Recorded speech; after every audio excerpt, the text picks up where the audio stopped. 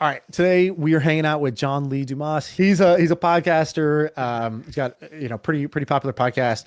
He does something cool, which is he publishes all of his income online. So the guy's generated like $22 million in the last 10 years. He says, "Here's how much I made. Here's how much I kept after expenses."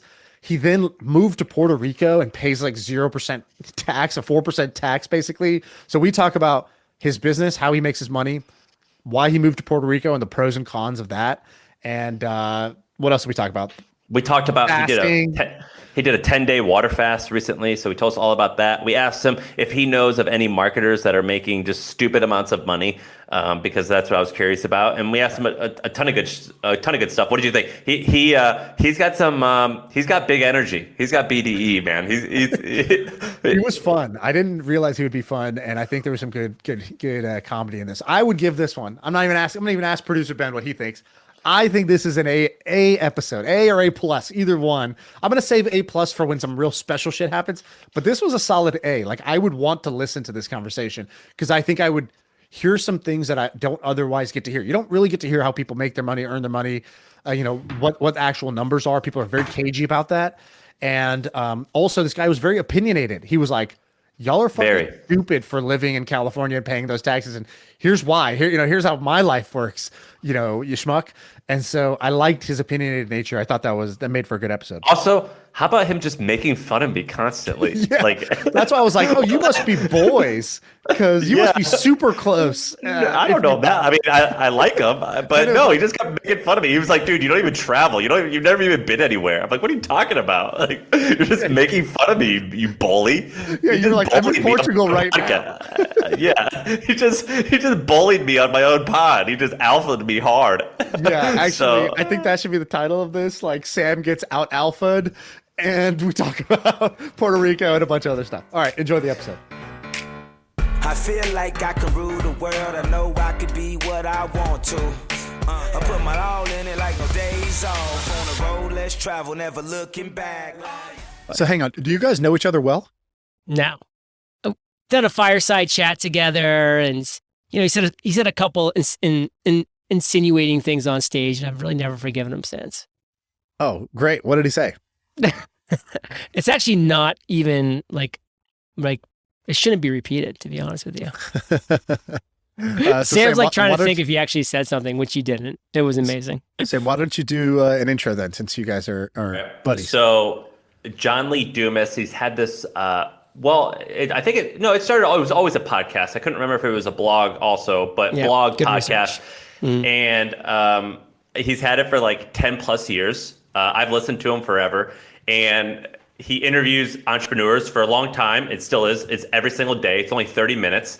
And one thing that he did early on that he still does, in fact, I think you're one of the few people that still does, is he releases his income every single month. And so, like, I think in January he made like $200,000 ish from podcasts, and then another like 15 grand selling notebooks, and another tens of thousands of dollars selling his Podcaster's Paradise. So anyway, he's a, well, how would you describe yourself, John? You're a podcaster?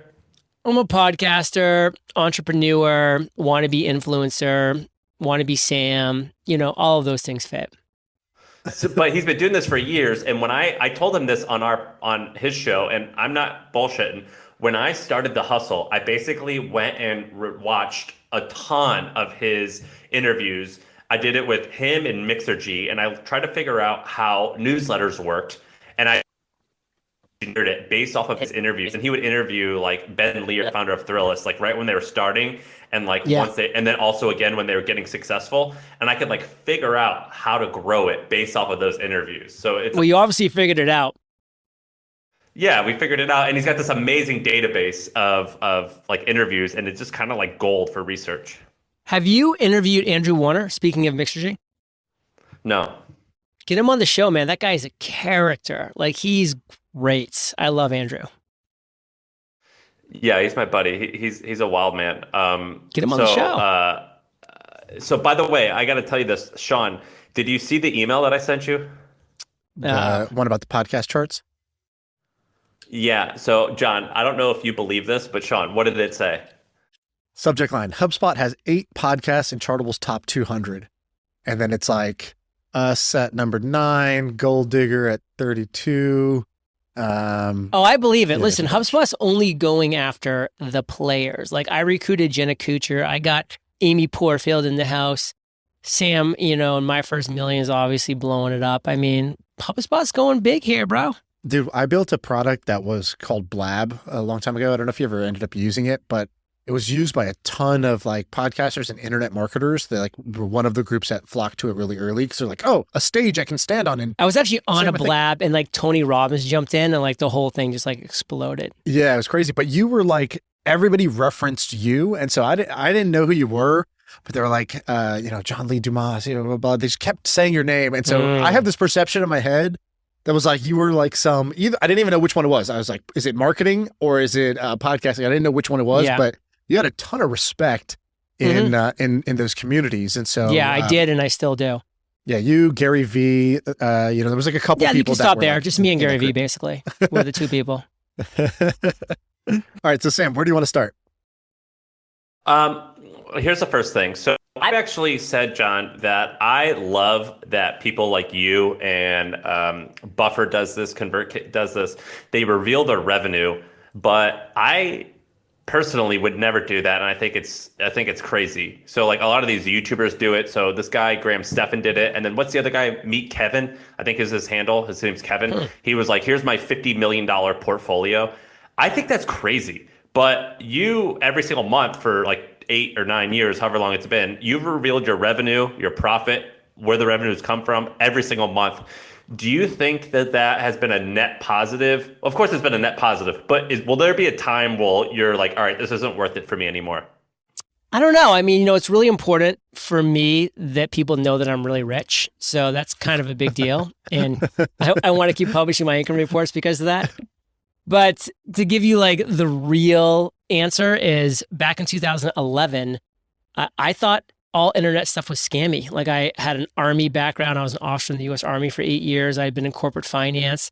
I just didn't think that you could go on the internet and do something good and positive and be an honorable person and actually make money. I thought it was for scammers and slimy people, which of course it is, and it always will be for some sector of the population. But I stumbled across this one podcast/blog called Smart Passive Income. And Pat Flynn, this guy that I didn't know from Adam, I found out about him literally that day, was publishing income reports every single month. I went back over his like last 10 income reports, and I was like seeing how he was making money and that he was a family guy and that, he was working hard, writing really valuable articles for affiliate income. And I was like, wait a second. So you can be like a stand-up person and make money giving people real value that aren't going to call you slimy and scammy for them giving you money. Like they're actually going to be happy about it. And that kind of gave me faith in the internet as a place to grow a business. And I remember saying to myself that day, Sam, I said, hey, if I ever make money in this business, which was a huge question mark at that time, but I said, if I ever make money in this business, in this online internet marketing world, whatever I end up doing, I want to be the same type of inspiration for others that Pat was for me. And so a year into Entrepreneurs on Fire, I had made almost no money, but then it clicked. And at month 13, I made $100,000. And ever since then, it's actually been 101 months exactly, because we do an income report every month. So 101 months now, we've published a monthly income report, bringing on our lawyer to give a legal tip, our accountant to share our tax tip.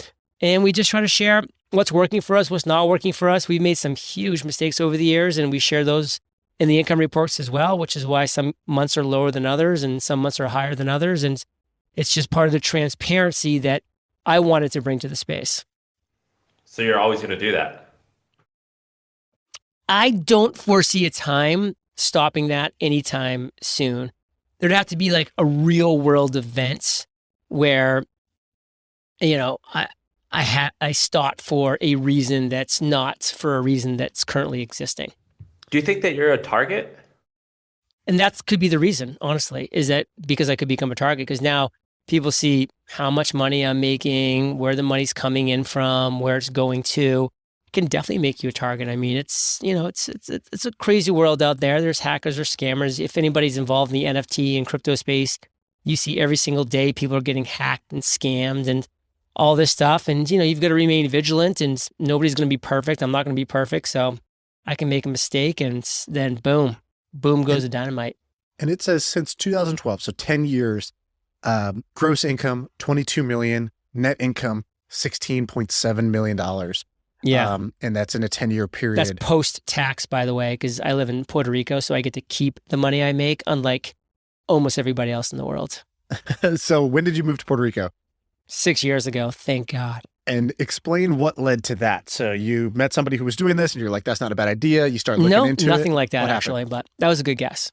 Yeah. What happened was multiple years in a row, I was paying 7 figures a year in taxes, which I'm sure you guys are very familiar with, like literally writing 6-figure checks every couple months for estimated taxes, like multiple, and just being like, blah, like it's like 2 steps forward, 1.5 steps back. And I just realized, I had this really kind of big realization that, except for the minute percentage in the world, you can make money anywhere in the world, but you can't build wealth. You can't build true wealth paying 40, 50+ % tax in taxes every single year. You just can't do it. So I started exploring the different options, like moving to Texas, Florida. Like, am I going to move to Florida to save, like 10% on state taxes? Like, it's not worth it. Like, it's the federal tax, 37+%. That's the killer. So found out about this unbelievable incentive of Puerto Rico. They launched it back in 2012, actually, which was called Act 20 and Act 22. And it was fantastic. It literally said, if you move your business to Puerto Rico, which is an American territory, you retain, of course, your U.S. citizenship, and you pay a flat 4% tax rate on all your corporate earnings. You pay no federal, no state. And the best part, this is where my real wealth has extrapolated to like the moon, is you pay 0% capital gains. So any money you made on stocks, real estate, crypto, 0%. It's amazing. We call it devil's avocado. To play devil's avocado here, I think that I don't. It's probably true also that you love it there, or maybe I think it is, but you didn't. You didn't say that you loved it, and it sounds like love it here. Love it here. I think if you are moving somewhere just for tax reasons, though, I think that's ridiculous. Because isn't that the point of being rich, that you can like live where you want to live and you could do what you want to do? And I mean, how much was the tax the number one reason? The number one reason. And I think it's ridiculous not to move with the situation because it is unbelievable what you can do when you start keeping the money you make, with the investments that you make, with the compounding. I mean, think of the millions and millions of dollars that I've saved over the years that I now have been investing in all these companies, money that I wouldn't even have had, the government would have had, and thrown it down some empty pothole. And now those companies are returning to me 5, 10, some of them 100x shots that I never would have even been able to take without that. So I'm going from like this person that would have been like doing my best to like squirrel away like a couple $100,000 a year, investing in, conservatively because I don't have much of a cushion in the stock market, making like 4 to 6% a year. And then, oh no, 7% inflation comes and all my gains are gone anyways. And it's like, what am I even doing in this little rat race? Moved to Puerto Rico, freed everything, and I will never leave. And oh, by the way, I lived in San Diego. So I was in this little it was beautiful, but it was a little 2-person apartment on a beach, like, $5,000 a month, great view, all this stuff. If I wanted to buy a house, it would have been way like $7, $10, $12 million in La Jolla to maintain the kind of location that I wanted to maintain. I moved to Puerto Rico, $2 million, bought me a 6,000 square foot mansion on the Caribbean. In 17 months, I had saved more in taxes than the house cost, period. So now I have this property in the Caribbean in an amazing community. I can still travel 6 months of the year doing whatever I want. I can still live in California if I want 4, 5, 6 months of the year or wherever else I want to be. And I get to actually keep the money I make. It's something that we don't even, haven't even talked about yet, but the 6-figure philanthropy checks that I've written to causes that I believe in, like Pencils of Promise. I send a Puerto Rican to my alumni Providence College every single year that I sponsor to my college. So I have a freshman, sophomore, junior, senior year, and every year I add another one to the queue. I mean, these are things that I'm able to do because of the incredible disposable income that I have that wouldn't even have been a sniff if I had stayed in California. And a bunch of other people move to Puerto Rico. So you probably have a community of people who believe what you believe, and you've met there. I would assume you've met a bunch of other kind of Americans who have relocated into Puerto Rico. And well, to that point, Shaan, like I actually call it the Puerto Rico funnel. And this is actually where Sam doesn't fit into the funnel. And I'll explain it to you right now. The funnel is number one, you've got to be financially successful because otherwise you're not looking to move. So of course, Sam checks that block. He's financially successful. The next step down there, though, is you've also got to be location independent. You've got to be able to work wherever you want because you're down here in Puerto Rico. So, check that block. Sam checks that block, I'm sure, too. The block that Sam doesn't check that's is the final part of the funnel that to me makes the coolest people move here is you've got to be adventurous. You can't be like Sam, like, I'm going to stay in the exact same place that I've been forever because I don't want to move. That's ridiculous. No, you've got to be somebody that's like, you know what? You just moved. I'm going to get out there on a limb and I'm going to go try a place out in the Caribbean. And guess what, Shaan, if it didn't work, if Kate and I didn't love it, we would have gone back in a heartbeat because it's not worth it if you're not loving it. Yeah, of course. But we came out here, we were adventurous, that one block that Sam can't check in this funnel, and we fell in love with the place. And so all the people that do fit all of those checks and they move here, they're amazing flipping people and we get have the best time with them. It's amazing. All right, Sam, I will let you rebuttal. You have 20 seconds for a rebuttal. For the record, I'm from Missouri. Yeah, I'm from Missouri. I lived in California and San Francisco for 10 years. Now I live in Texas and New York, and I'm doing this podcast from Europe. I've been a few places. I've lived in Australia. Come on, give me a break. But my whole thing is like the point of being wealthy is I want to live around my family and I want to have power most of the year. Yeah. And see, that's actually another thing. I wanted to live away from my family, so that's another thing that we differed with. So you, we'll let the listeners decide. When the hurricane hit, did you have power? Not for 4 months. 4 months. Okay. Yeah.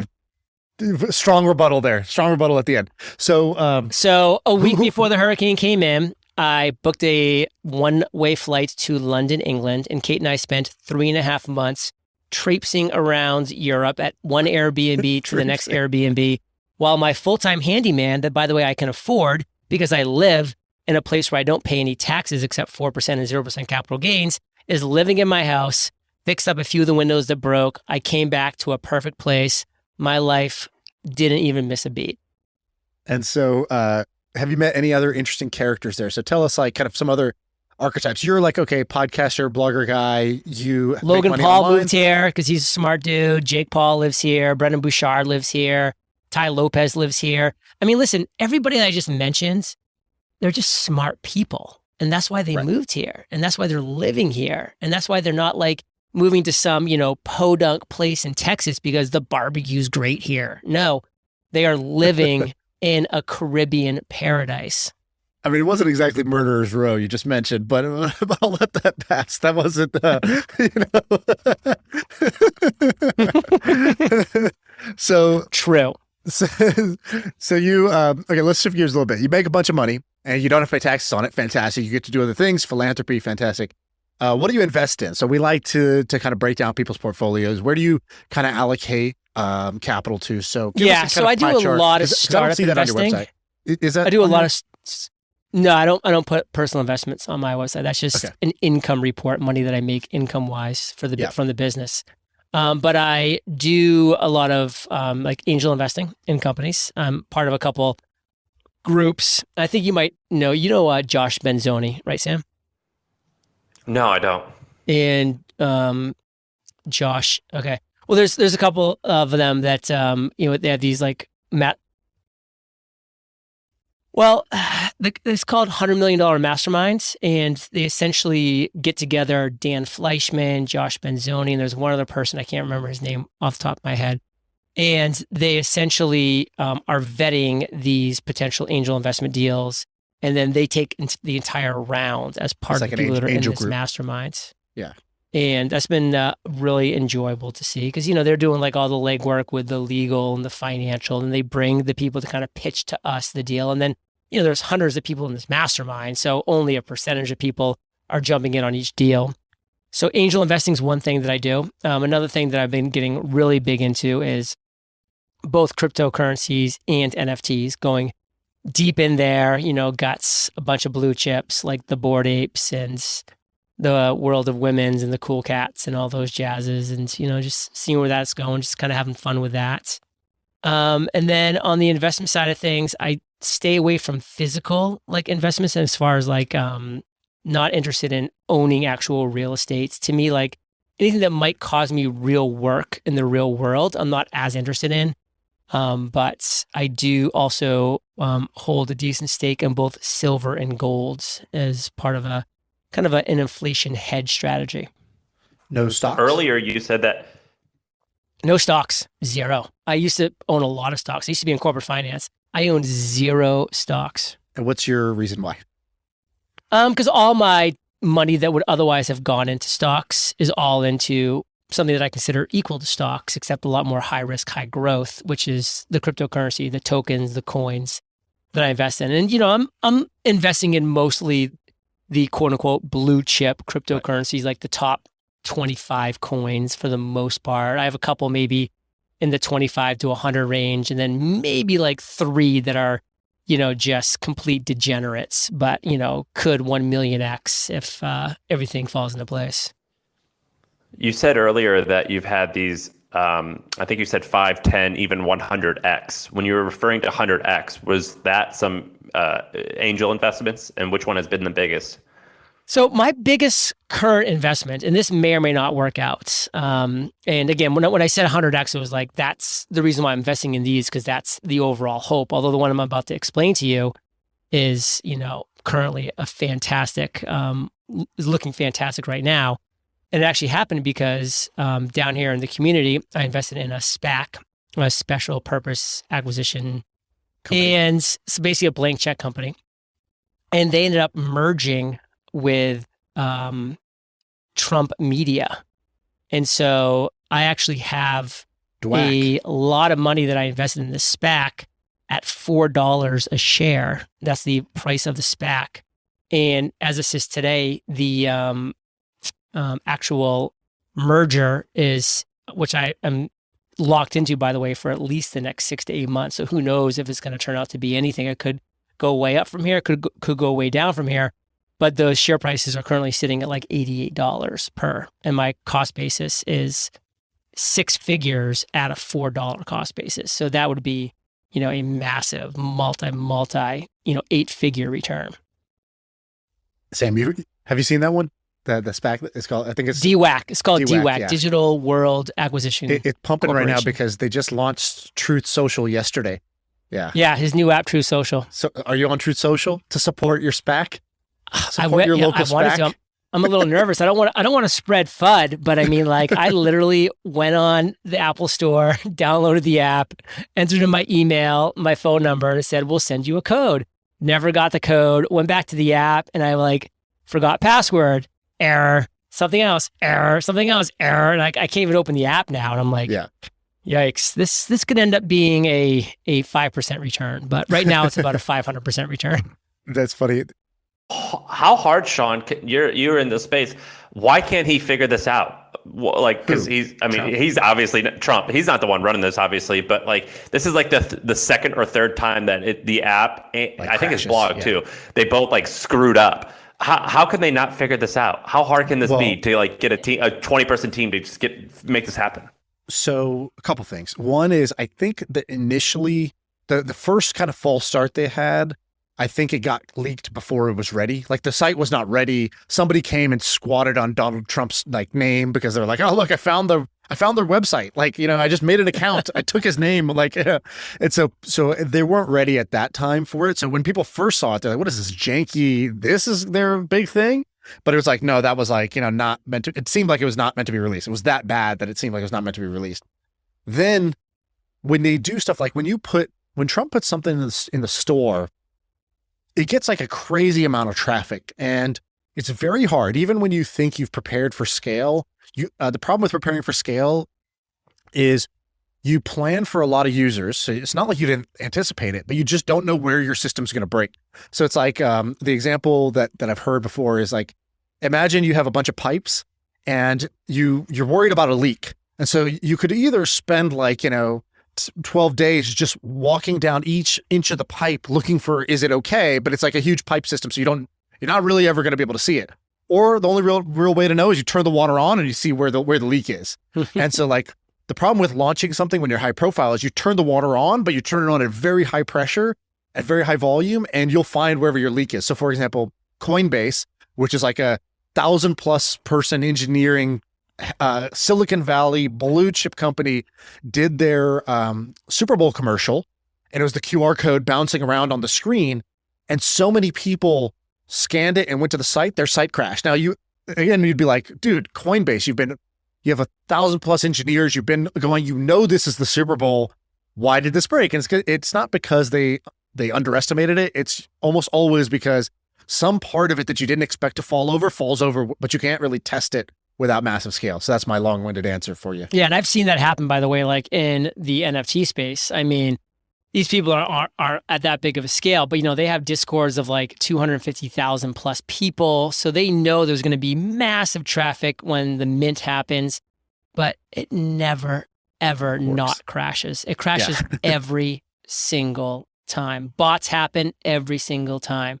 DDoS attacks happen every single time. I mean, it's not like, it's 100%. It's crazy. Did you guys see what happened with the Coinbase commercial? So basically, what's the founder's name? The guy with the Brian shaved Armstrong. head? So Brian Armstrong does this like 10 tweet storm where he said like, we bought the Super Bowl ad spot for X millions of dollars, and we weren't really sure what we were going to do with it, but we knew we'd figure it out. And we were sitting in a room, sitting around a whiteboard, coming up with ideas. And you know what? They all just seemed gimmicky. None of them were really true to us. And I thought that not sitting around a whiteboard. Not sitting around a whiteboard. It was, we got pitched a bunch of ideas, but they all seemed like basically others came and pitched us their ideas and they all sucked. And they all sucked. And we were just sitting around and they're like, guys, this isn't us. These are all gimmicky. We got to do something unique, something original. And that's when someone came up with this brilliant idea just to do a QR code. It was just a small thing that we were kicking around at first. And we said, you know what? That's brilliant. Let's do it. And this one woman replies, who's the CEO of the ad agency. You missed the key part, which he says something in his, so he's doing a victory lap, basically. He's like, it started with the best thing. It's like people always ask me about my skincare routine. So I'm going to do a breakdown. It's like, people have been wondering about the backstory behind the Super Bowl commercial that was super successful. So let me just go ahead and tell you. And which is fine. Take your victory lap. That's cool. I like that. And, but he was doing the thing. And then he was like, this wasn't going to win awards at Ad Week. It's not something some fancy ad agency would do, but it was just scrappy, creative, and it was just us. Basically, that was his message. So he specifically was like, no agency would have ever come up with this like stupidly simple thing, this like black screen with a bouncing QR code with flashing music. And he's like, that wasn't going to win any fancy, like aristocrat awards, but it worked. And that's all that matters. Right. So that was the key setup where he kind of built his own, trap. And then the woman who is the CEO of the marketing firm, she goes, actually, Brian, we came up with this idea, and you could see it in paragraph 3, page 14 of the plan that we pitched to you, along with page 49, paragraph 5. It says, and she highlighted where you could see that she came up with the idea, and it was I like this guy Brian. It was a wonderful dunk on him, though. That was not a good look. Yeah, I think the commercial was great. Coinbase is great. He's great. But that's all right. Sometimes you get smacked down. I've been slapped around many times. What do you think I've been doing to Sam the whole episode? Yeah, every now and then he needs to get slapped down a little bit. Come on. And then he tried to walk it back, but he barely walked it back. He was like, he said, this is where I was like, you messed up. Like, I totally liked the victory lap. No problem. I believe that he didn't know and didn't realize that it was an agency that had given them the idea. So, because otherwise, why would he say that? It's pretty stupid to say it if he knew. So I give him the sort of pass on all that. But in his like apology, he was sort of like, he gave only like a centimeter of an apology. He was like, I don't know, we could pull up the exact thing, but he said something along the lines of, I didn't realize it was an external, like he's like, he said, it wasn't an ad agency. It was a creative marketing firm that helped us. And they're like splitting hairs, like as if that mattered. And then the second thing was like, the teams worked so well together, I didn't even realize it was another company. It's like the synergy was so strong. Yeah, strike two, exactly. Brian. John, I've got a question for you. So you mentioned guys like Tai Lopez, and because you've been in the game for a bit, you're not necessarily in this world, but I think that you know a lot of these guys who are in this world, who are like the Tai Lopez. What's the other guy? Grant Cardone, and then there's like Abraham. What's Abraham's? He writes those good books. Jay Abraham, yeah, he's writes some really good books that I've read, and I dig him. Of those folks that I mentioned and other people who are in that world, one thing that I've always thought about these guys is I'm like, well, they definitely are crush it as like, quote, internet marketers. So I'm kind of like negatively stereotyping them as this like other group. But there's no way that they're like worth hundreds of millions or billions of dollars like the real, startup guys who could sell a company for half a billion or $1 billion. Is that of those folks, do some of them actually truly just knock it out the park and crush it in terms of building really big, profitable companies? I literally have no idea. I have no idea. I do wonder why some of them stay so high profile and keep working so hard if they have. That's kind of a question that I've always had. I'm just like, well, there's a million things you could do, but you keep doing this thing. So, I just don't know. I see. So one thing that Grant, like, I don't know Grant Cardone, but Shaan, you know who he is, right? Yeah, I'm very familiar, I would say. So he, I think he has like over $1 billion in assets under management in terms of multifamily. And for years, I was like, this guy's full of it. But if you look closely, he has this fancy jet. And if you look really closely, the seats of the headrests on the seats are embedded, like embroidered with his name, GC. And I was like, oh, this has to be legit. I'm like, this guy, I mean, I don't think he's lying. He's got like a $50 million jet with his name embroidered on the headrest. This isn't a rental. Yeah, and I actually have a question for you then, because you know this world better than I do, the one I'm about to inquire you about, which, you said you have a guy that can sell a company for $500 million in the Silicon startup world. In my impression, I'm just like, that person's probably sold like 99% of their equity to venture vultures years and years and years ago. So when they're getting out, I mean, are they really sitting on $500 million? I mean, or a percentage of that? No, I would imagine in most cases, Shaan would know even better than I would imagine in most cases that you see these massive, close to $1 billion exit. I would imagine the founder owns between 10 and 20%, maybe. The still a lot of money. Famously, the low number is 4%. Obviously, there's outliers, but I remember when Box.com went public, it was like, wait, the CEO only owned, it was either Dropbox or Box. I don't remember which one. I think it's Box, and he owned 4% of his company at that point. But there's other, cases where they own 20, 25%. I know several people that own 70% at the $1 billion sale. So, obviously there's a range. I would say your estimate of sort of 15 to 20%, 10 to 20% is probably the correct range. I think you can go look at when Twitter went public, because you have to think first multiple co-founders. So you take 100%, you divide it by either now you own 50 or 30. And then you're going to take multiple rounds of dilution. And so you can basically, as a rule of thumb, assume 50% dilution is a pretty standard number by the time you get to an exit. So if you owned 33% because you had two co-founders, well, now you're down to half of that, right? So you end up in that range that we talked about. Well, and then 10 to 20%. Typically you have an employee pool that's 10 to 15% as well. Well, yeah, I'm saying all in your dilution ends up at that. But then, the crazy thing is usually the story doesn't end there. So you either get acquired by Facebook, and then guess what? Facebook stock runs up over the next 10 years also. Or you go public and it's like, yeah, what Box went public at is, not the same what Box is today. So you still own those shares free and clear. You've vested them. And so you can go do whatever you want with your life. And, you can still appreciate hopefully you move to Puerto Rico so all those capital gains can be free. Very few do, which is kind of surprising. Like when I hear about the Puerto Rico thing, I'm honestly like, what am I doing? And not just because I think the same thing. You were very convincing, but really it's very. Did you exit Blab? What's that? The next. Did you exit Blab? The pivot we did of Blab is the one that sold. How much did you own of that pivot when you sold it?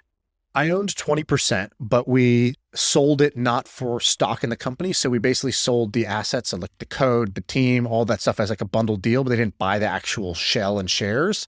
And so we negotiated a custom deal basically upon sale. So I ended up with a different number than the 20% that I owned. And same thing for my team. I just made sure everybody got a win. The investor got a win. Everybody got enough of a win.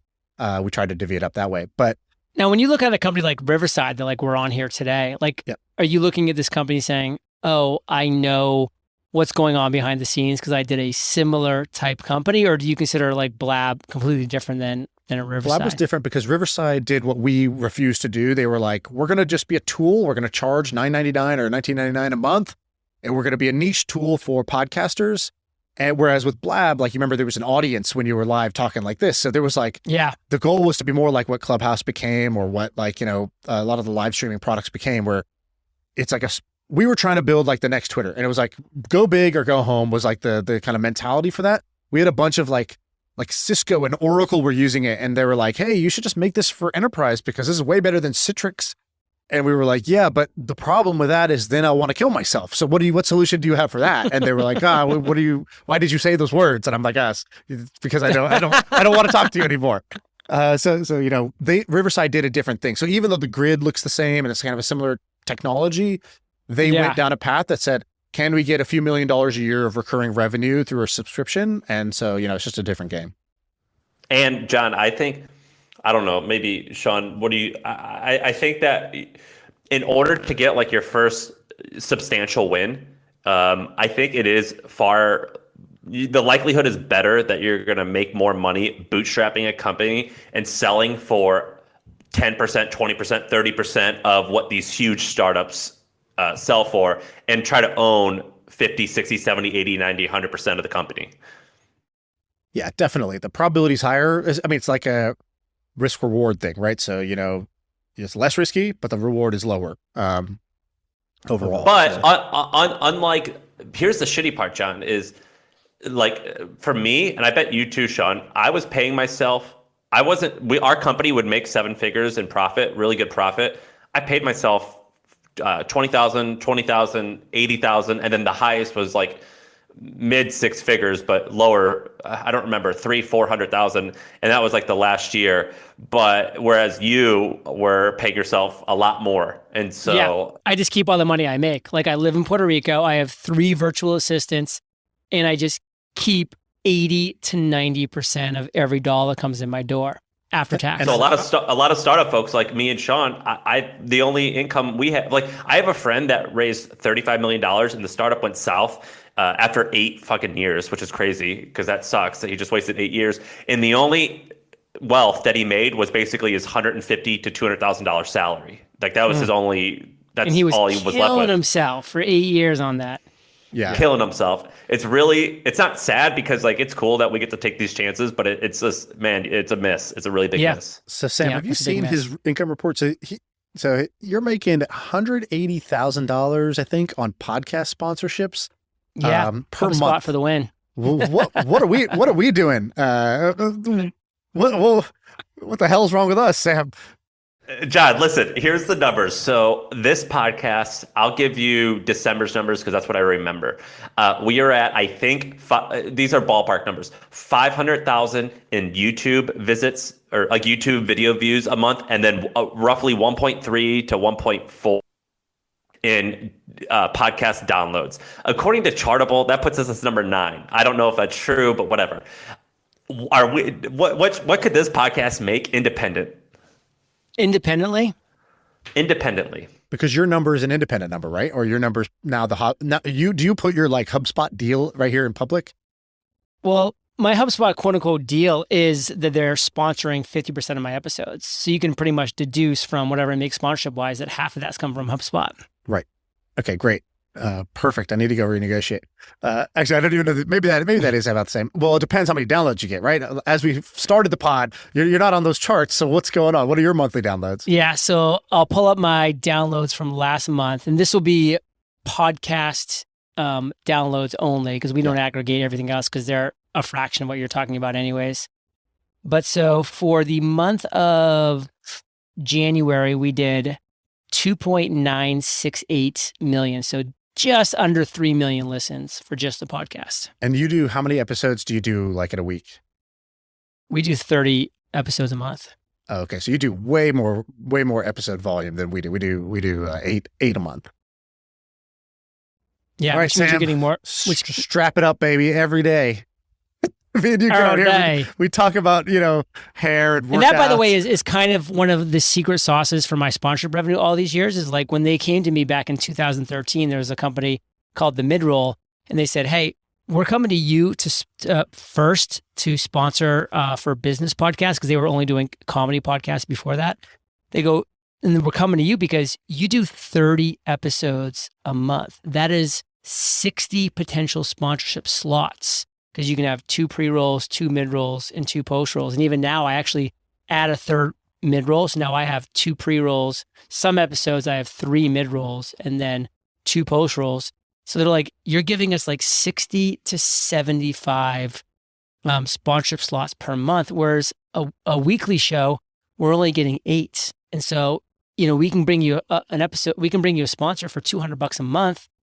$800 may not be exciting for, somebody, but or $200 an episode. $800 might not be interesting for somebody doing a weekly show, but $200 times 30, all of a sudden that starts becoming a little more exciting money, especially for me who was just starting out. So I think I made $12,000 the first month I did sponsorships, and all of that was because it was 30 episodes. So the quantity was huge. So what could this podcast earn? My MFN. So let's just say, let's just round down. Let's say 1 million. So 1 million would be what? Well, the easy way is just, what do you charge? You charge a CPM, like a fixed CPM across all those. What's your CPM? We charge between a 25 on the low if it's a longer term sponsorship. Yep. For the short sponsorships, people are like, oh, we want to test a month. Right. That's going to be $35 CPM. Right. All right, Shaan. I think we're all in the range. He just does way more volume, because he's in Puerto Rico. He just goes. He's sitting at the pool, comes back inside, dude. Records. The most important thing to remember: I'm keeping all this money. I mean, believe me, because I remember, guys. I remember when I would do these webinars all the time in San Diego, and I was pushing Podcasters Paradise, and we'd make $30,000, $40,000 on a webinar, and I'd be like, excited, but at the same time, I'd be like, oh, that's $20,000 in taxes right there. Like, it was literally like quelching my entrepreneurial soul. And I knew I had to leave, man. I knew I had to start keeping all the money that I made. Is there part? Are you going to have kids? Yeah, we're actually getting married April 23rd right here in Palmas Del Mar, Puerto Rico, my community, because it's that awesome. Congrats. Thank you. And then, goalie's getting yanked. So we'll see. I mean, I'm 42 years old, man. I'm no spring chicken. I may not have been able to have kids for 10 years now. Who knows? I mean, that would explain a lot, to be honest with you. And you want to raise your kids there? 100%. Oh my God. I wouldn't want it anywhere else. The families that move here, like, it's unbelievable to see what happens with their kids. They just like transform. Now they're all like cruising around in the community on golf carts.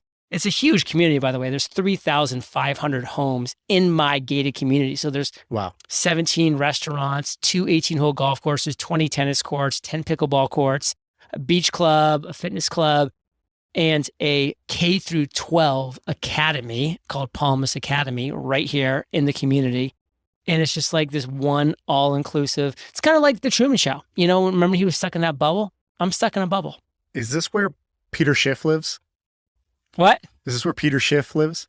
No, he lives in Dorado. That's where all the rich snobs live that don't want to view the ocean, because Dorado's flat as a pancake. Yeah. So nobody except the people that live right on the ocean, which is just a condo complex, has a view of the ocean. Whereas in Palmas del Mar, as you can see here, which is where I live, we live up on these hills and everybody's got these epic, panoramic mountain, Caribbean island view that's just to die for.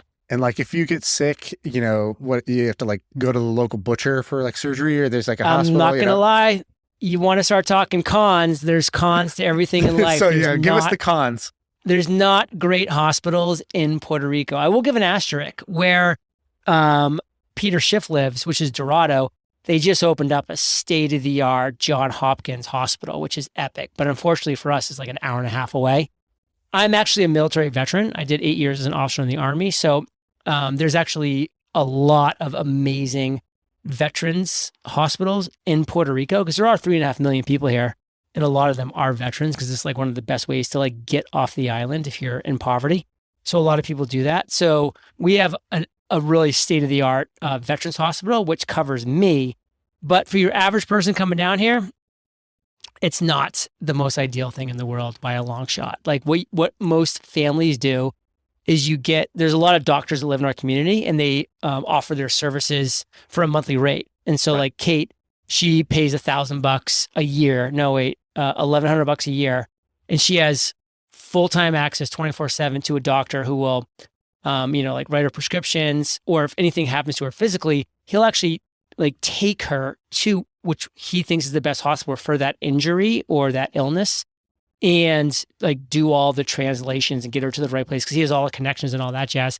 Because again, another con is there's a language barrier. Most Puerto Ricans do not speak English. Where we live in our community, everybody speaks English here. So that's which is good and bad. It's bad because it doesn't force us to learn Spanish. So I lived here for 6 years. I don't speak a word of Spanish. It's just the reality. But you go outside of our community and you're like amongst, the Boricuas, which is the name for a native Puerto Rican. They don't speak English. Like, no habla inglés. Has there been any businesses mentioned on your podcast where you're start this right now, or maybe not? You don't want to, but you're like, oh man, blank should go start this right now. This is an interesting opportunity. Is there anything in your head right now that that sticks out as a brilliant opportunity that you've discovered on your podcast? I really did just interview an interesting couple the other day, and they had one of those very romantic stories where she stood him up for a date, but she felt bad, and so she ended up baking him cookies and then delivering him cookies. This is like 20 years ago.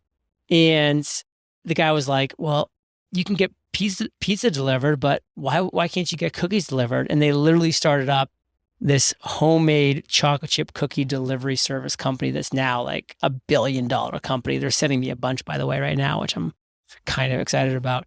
And I was like, that's just kind of the cool ideas that I love to hear about. Is like these ideas, you're just like, they happened because of a reason. You're like, light bulb. I would never want to go do any of those things because I personally believe, for me, I have the perfect business where I work 6 days per month. I do 30 interviews with amazing people, Sam included. And then I get to release these episodes to the world. I make plenty of money and, life is good. I get to chillax by the pool 20, 25 days a month. I'm literally leaving Sunday for 8 days in Chamonix, France. And that's my bachelor party. So I'm skiing up in Chamonix, which is up in the French Alps. And then I'm spending 3 days in Geneva by myself. And then I'm flying to Rome.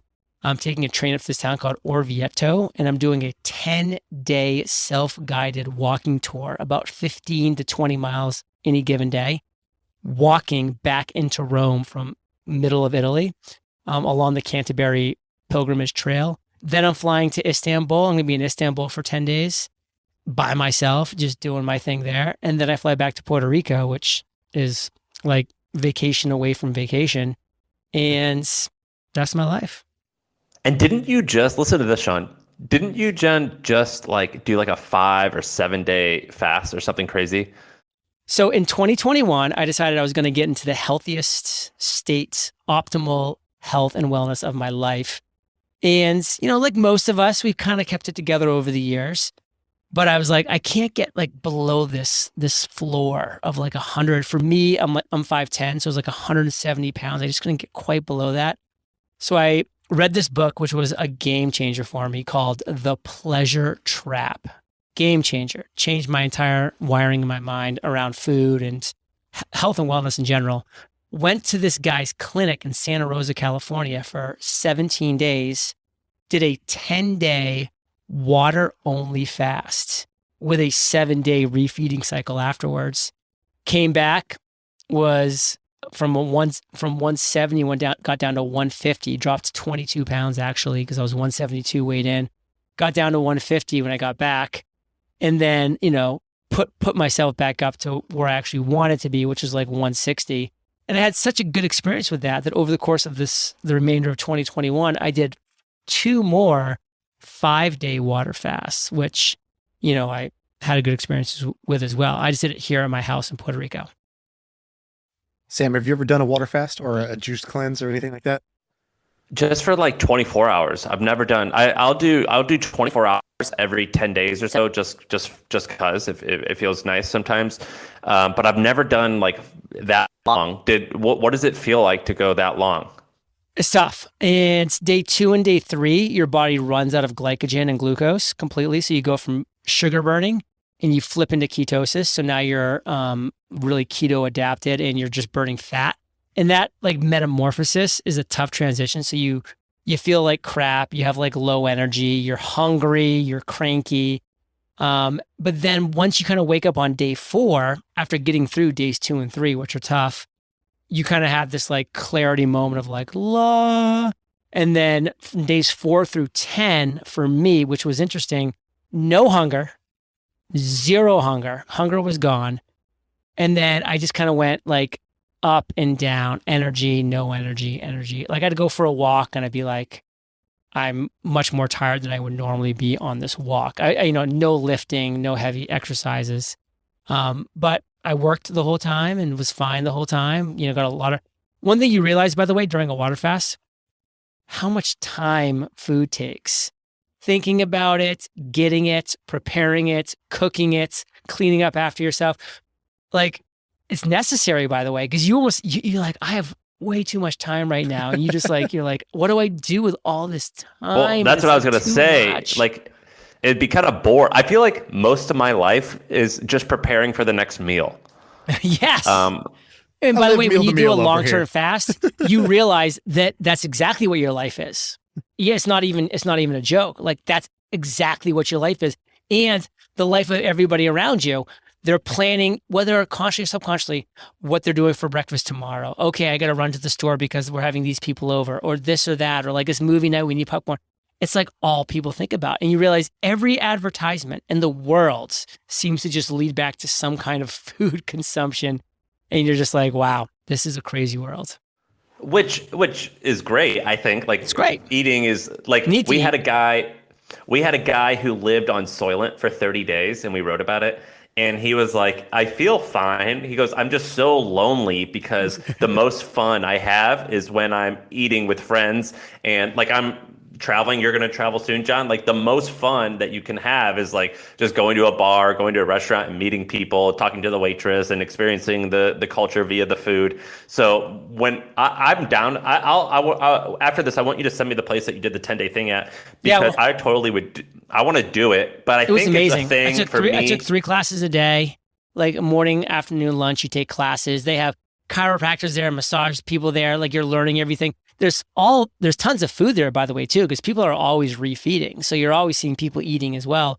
And it's a very social place, but it is, man. It can be, if not done right, it can be very lonely. Is it like a hotel? Was it like a hotel? Yeah. And what was the cost? So cheap, $200 a night. And it's, it's so cheap, so reasonable.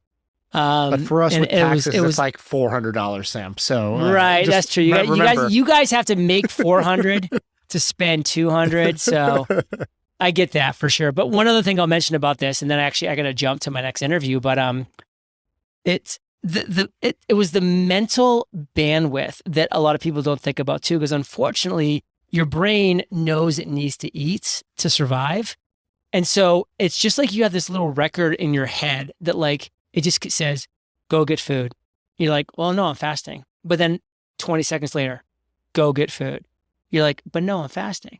Go get, and you just can't stop it. And so I remember after I first took had my first meal, I was just like, oh my God, the voice stopped because it was like no longer just telling me to go get food. So that was the weird thing about that I was not expecting, was the mental drain. Damn, dude. Shaan, do you want to do this? You guys should do it. I got kids, so I'm like, I'm gonna have to do it at home. You know, like I'm not gonna. All be I able can to say leave is, for listen. 17 days. After it happens, I went to a conference in Orlando, Florida, and no, wait, it was in Orlando. Yeah, because we went to I thought I was with you. Yeah, It was that event, by the way, where you saw me, I went out with a couple of buddies that night to like the Planet Hollywood place. So it's like a real deal, bars. So they were actually carting people to get in. My 3 buddies who were 35, 32, and 27, I'm 42, they all just walked in. The bartender literally was like, dude, come on. Like laughing at me that I was going to try to go into the bar without giving him my ID. Again, like right now I've got a, gray beard and all this stuff, but I was clean shaven. I was super thin, I was like no inflammation in my face, like thin. And that guy literally did not think I was 21 years old. And I was just like, wow, that's a testament to fasting because I'm definitely over 21 years old. But anyways, guys, I got to get going. Anything else you want to talk about? This is cool, man. Thanks for coming on. I enjoyed chatting with both of you. All right. Would you do the 10-day fast? I'd probably start with something lighter. I've never fasted at all or done a juice cleanse or a detox or anything. So I'd start with something smaller. But yeah, like if that felt good, I would go on to the next one. Would you move to Puerto Rico just for taxes? Dude, I sure as hell want to after listening to that. I'm like, wait a minute. I'm sort of thinking, how do I time this with the sale of a company that I own? So I'm like, okay, when would I move such that I pay no capital gains for that company's exit? I think that makes a lot of sense versus moving there like perpetually. But I would definitely just go visit and just see what's life like. I lived in like Indonesia and China and a bunch of different places. And I saw like, yeah, your quality of life can go way, way up when you have like, we had a chef and a live-in maid and a driver and a mansion and like all these things for less than I have my like, San Francisco 2-bedroom apartment. So like, I get it. But I also saw the cons, which were like, you're away from American culture. You don't, your friends are like kind of just like this select group of other people who made this leap. Your healthcare is not very good. And there was other issues with it, but, I'm kind of down, I think it's. Would your wife do it? She would not want to do it. That's the main reason I wouldn't do it. She, we have our family here. So it's like at the end of my life, am I going to be like, thank God I saved that money on taxes? Or like, thank God, I was with I was hanging out with my family all those random weekends that we were doing. So, and for me, that matters. But I think I could sort of convince my family to go too at some point. So I think we would move as a tribe. Either we all move or nobody moves. It's kind of like our mentality. Ben knows. Like the dream is if you can pull it off with a compound. Yeah, you get exactly. like 15 families or whatever, your closest friends and family, and I'll get them to move with you. And then nobody has to wear clothes and everybody could just like be nude all the time. That's the dream. That's the Mormon way. A small colony. Yeah, you Mormons know about that. You have big dating circles. Well, I don't know where the nudist angle came from with Mormons, but the rest I guess applies. Yeah, I'm just mixing 2 different groups together there. Best of both. I think I'm not sure if I would do it. I'll go check it out. But what I will commit right now is before the end of the year, I'll do a 5-day, at least a 5-day. I'm going to go to his place. I think that'd be fun. Remember I told you if I was going to start like I joke, I said I'm going to start this thing called hostage where we just steal you for 10 days. Yeah, and you just lose weight. we just don't feed you. You just don't Results eat. are guaranteed. Yeah, results guaranteed. It's just math. I think that's. I'll put myself through hostage. I think I'll do it. You consider going to a fasting like retreat? I know someone who did that. Yeah, I think that's the only way I could. Yeah. I think that's the only way I could do it. You couldn't do it like just at home. You'd have to go to a retreat. You think? I think so. What I love, one of the reasons why I like spending half the year in New York, half the year in Austin. I like to travel a lot. Is when you travel and break your frame, you get out, or when you move to when you're in physically a different location, you also become in a different frame, mental frame. And I think that it's really important to do that. That is so like. It's called, and this is like, for example, let's just say that I took you to a Costco aisle 7 and I go, Ben, sit down. You see this Picasso? Isn't this lovely? You should buy this for $10 million. You're not in like the right frame to buy this like expensive thing. But let's say I took you to this like museum and I sat you down this red velvet seat with beautiful lights. Did you say like Costco you're like in the first one? Yeah, I'm saying like you had like a different physical location put you in the right frame to do something. Right. And like, you're not going to like, if I'm in Costco, I'm not going to buy something for tens of thousands of dollars. But if I'm in like this beautiful place, then I'm more likely to go do something. It's the same way with different fitness stuff or, someone says they're going to meditate for like an hour a day. I'm like, dude, I can't do that at my house. Like it just, right. I'm just not in that. I'd rather go on my phone. But if I'm in like physically a different place, I think I'm more likely to do it. So I'd rather just sacrifice and do it. You just said a couple of things that are so true. One, just changing your location will just break your pattern of thinking, which is super important. I just realized when you said that, how true that is and how guilty I am of that right now. Cause I have this like great rhythm going, but I'm in the same place all the time. Like when I went to the farming conference, that was my pattern break.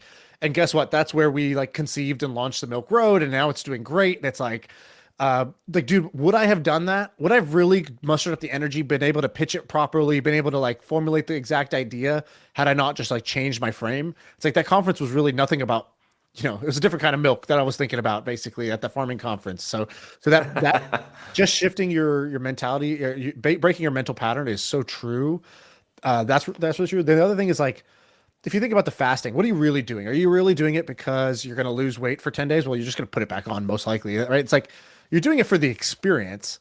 Like if I was going to do it, I would do it because I want a unique experience and I like questioning the things that are not questioned in my life. Like the things that society has just conditioned me to do and believe are necessary. I like having that red pill moment where it's like, oh, do you really think you need to eat 3 meals a day? Why 3? Why not 4? Why not 5? Why at these times? Maybe you don't need to eat at all. Have you ever tried that? It's like, no, I just followed, the instructions in the manual of life and I just did it.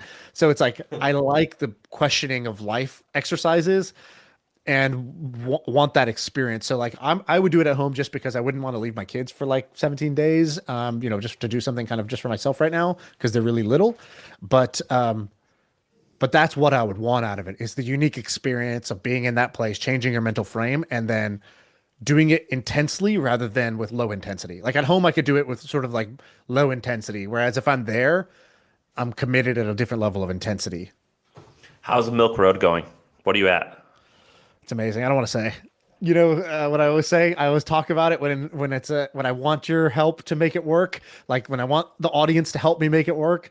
And then once it starts working, I shut the fuck up. It's at the shut the fuck up stage. So I will slack you privately and tell you how it's going. But you're getting energy from it. Yeah, it's a lot of fun, and it's like the business just worked straight off the bat, which is wonderful because we didn't have to like wander around and search. And who knows, maybe like we'll add some things later, but like the core of it is working. People like it, I like it, and it's creating the reasons I had for doing it are all happening. So I'm like, okay, well, that's exactly what I would want. Can you see yourself producing or writing for 350 days for the next 2 years? Well, Ben takes the load on the writing. So he writes the draft every day. And then I edit the draft every night at once my kids sleep super late. So they fall asleep eventually at like 10 or 11 PM. And then I'll edit it for 30 minutes to an hour at night. And so far that's working. Now, Ben, I'm sure at some point, wants a vacation or catches the flu or whatever. And, we haven't accounted. There's no redundancy. It's like we do it tonight or else. And so let me ask you this for the hustle. Did you ever miss an edition? No, never. I think there was a couple times where there was like a terrorist event or something like that. Remember when the cops, remember when the Dallas cops got shot? Right. There's something where because it was in bad taste or something. Well, we had to delete. I think that there was like when there was fires in Napa, or I forget exactly what happened, but there's been like these like crazy events, like when Trump won, like where it was like everyone's focused on that. We had to like scrap our plans and kind of throw something half-assed together. But we almost always, I don't think, not once did we ever miss anything, but sometimes it felt like we phoned it in. Yeah. But you didn't, the button, it's like in the button in the hatch in Lost. It's like you have to hit the button every, whatever, what is it, like every 8 minutes or 1 hour and 6 minutes or something. They had to hit that button. That's how it feels running the Milk Road business. It's like the email has to go out every morning. And for the life of this company, it cannot miss a day. And it's stressful, dude. That level of intensity you had with it. I know me. I skip all the time. Like I have 5 Tweet Tuesday. It's been sent on Wednesday. I think like 5 times this year already. So it's like 5 times the last year. And so I'm the type that like I don't really do good with like adhering to schedules and stuff like that. But it seems very necessary for this business as a like standard to hold. Yes, the only thing that we would do, and I think you should do, is we would be really liberal with the holidays. So, for example, if there's like a holiday of like, should we celebrate this? Should we not celebrate it? We typically defaulted to celebrate it, and we'll run like we would have backups that we would run, but that particular day would be different. So, for example, on President's Day, that would just be like a redo of like something old that we've done. And so we would take advantage of holidays, but that's pretty much it. But also we sent on Sunday too. So it was 6 days a week. Yeah. So we do 5. And then the other thing, so the business is working, the feedback, like I read the feedback every morning on like everybody who responds to the thing. So it's addicting, cool. Right? Very addictive. But also very like, feedback can hurt. Like you think you did good and people are like, you're a dumbass because you got this number wrong, this word wrong, or I disagree with you. And so it's like such a awesome thing to feel every day is an actual feedback loop of your work. If you think about it, like, most people in most jobs get almost no feedback on a daily basis. And, even this podcast gets very little feedback, right? We record it. It comes out like, I don't know, 4 or 5 days later. I don't ever listen to it. If people like it or dislike it, like, I'll get a few compliments, but I don't get the negative stuff typically. Like we don't really get a feedback. We see a number and a number is very impersonal versus with this. It's like, I get daily feedback every single day on something I created and tried to make good. And that's like a pretty awesome thing that's going on. And the other thing that was cool was Chris Dixon, the partner at A6 at Andreessen Horowitz, who runs their crypto thing, like their whatever $1 billion crypto fund or whatever. He tweeted out something that was like, "What's the coolest thing in Web3 that's going on right now?" And we literally, I think, got like, I don't know, 50 to 100 mentions of people just organically just going to Chris and saying, Milk Road, best thing I'm subscribed to for crypto. Milk Road has got to be the best, my favorite thing in crypto right now. So that's when I was like, look, Ben, that's working. That's what working feels like, because we didn't ask them to go leave a review. Like we didn't even know. We started getting tagged in this. And so the example I'll give of that is my family was hanging out at the end of the year. We were kind of like, oh, what are you most grateful for this year? Kind of like, I don't know, you probably had a similar conversation like, oh, what was the best thing of the year, worst thing of the year, whatever. Kind of had our own little over lunch just conversation about that. And 4 of us all said that we started training with my trainer, J.A. And so it's like, yeah, training with John was the best thing I did this year. It was the best part of my year. It was the best thing I did this year. I went back and told him, I go, dude, that's kind of crazy. Like on one hand, it's like, I'm a personal trainer. There's plenty of those. Yeah, I make this amount of money. It's not like, oh, I'm this billionaire, blah, blah, blah. I was like, but 4 people, that I know said that you were the best thing that happened to them in the year. Like that is one of like the highest compliments you can get. And it just sort of changed my thinking of like, what does like high impact or what does winning even look like? Because I hadn't really considered that could even be a part of it. Dude, there's a reason why all these rich people buy media companies. The one of the first Facebook employees bought, I think, the New Republic, which was a famous newspaper. Jeff Bezos, Washington Post. What did Salesforce guy bought something? I think Time. An Indonesian billionaire, I think Indonesian bought Fortune. A Chinese guy is buying Forbes. Wall Street Journal is, Rupert Murdoch is obsessed with this shit, even though he doesn't have to do it anymore. It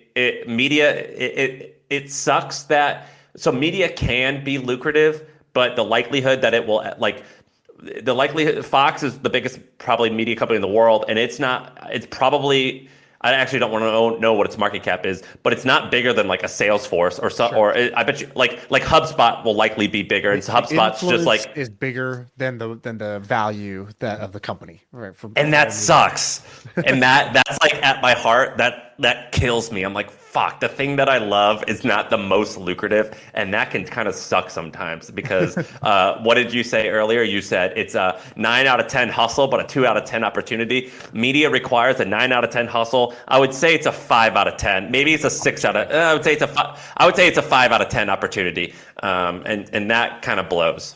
Totally. If this wasn't basically my test was like, I think this is pretty much like a bad business opportunity. Just in general, like of all the business opportunities in front of me right now, this is on the end of the worst ones, but I still want to do it. That means it's like a signal I should really go do that thing. Because like if my emotion is actually even trumping the on paper logic, that means it's actually what I want to go do. And I'm not doing it for some external outcome. But then in this one, the other thing that like bumped it was I think crypto has more higher opportunity score than if I had done media in like, let's say sports or some other thing I'm interested in. Obviously. Because it's, it's the business of money, right? And it's like where a lot of the action is right now. So, the Motley Fool makes like $500 or $600, $700 million a year. Well, I'll give you an example of this because we were just talking about it. We did e-commerce last year. I think e-commerce is also like level 10 hustle, level 5 or 6 opportunity, maybe level 6 opportunity, level 7 max. And, but I was chatting with Ben yesterday, and I was like, what's one of the best startup investments in our portfolio right now is this company called Triple Whale, that is like a e-commerce, like kind of like analytics company. And I saw it, and I was like, oh, I want this for our brand. And then we started using it. And I was like, oh, this is a great product. I should try to invest in this. I was one of the first investors in it, so I got in at a very low valuation, and it's raising now like a very high valuation. And so that investment alone is like a 30x plus multiple already. And it's still pretty like early in its lifespan. That if that keeps going like that could end up being a sort of like, 100x, 200x return. I was like, we might make more money off that than the actual D2C business. We definitely are going to make more money off right now. That investment is going to make more in my pocket than my brand would spit off in, owner profits, last year or something like that. And, that decision to invest in that took 5 seconds. I wrote a check, never did any work.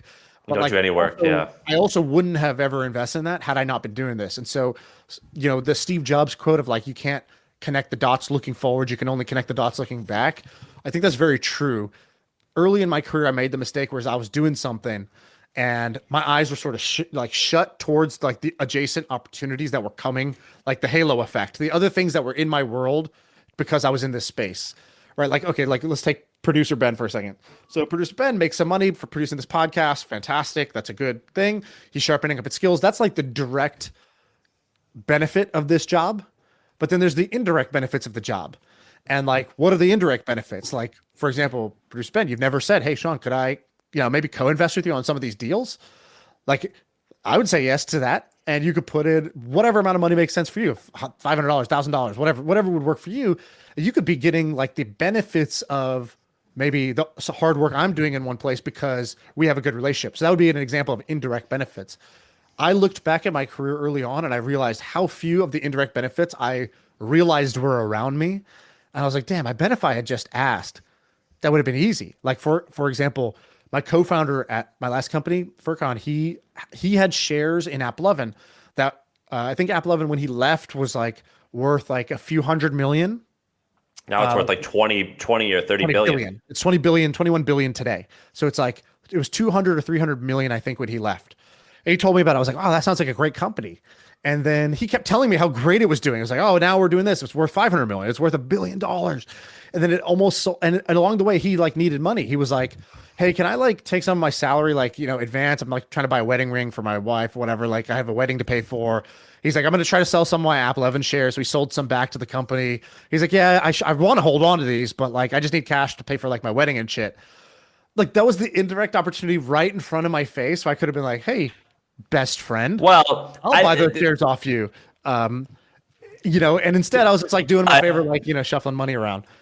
to go easy on you a little bit. It's not like we had a lot to I didn't have a lot of excess cash, but like whatever I was putting in the stock market, like, just random ass, like whatever companies they were, I basically I could have got the money. So for example, we had a bunch of wealthy friends. I could have said, done what I do now, which is say, hey guys, this is a great opportunity. I've found it. I vetted it. I can explain to you why it's good. And if you agree with me, you put up the cash and give me a carry for creating this opportunity. This is my fear, by the way, of when we're talking about moving to Puerto Rico. My fear is not being relevant anymore, and missing on interesting things. It's not like money making things necessarily, but not being in the thick of culture. Right. Yeah, I feel that. Anyways, I don't know why I started ranting about all that shit. You were just trying to recap the episode, but whatever. No, that's what I wanted. I didn't get to talk to you much and I had a lot of stuff on my mind, but that was cool. I feel like I can rule the world. I know I could be what I want to. I put my all in it like no days off. On the road, let's travel, never looking back.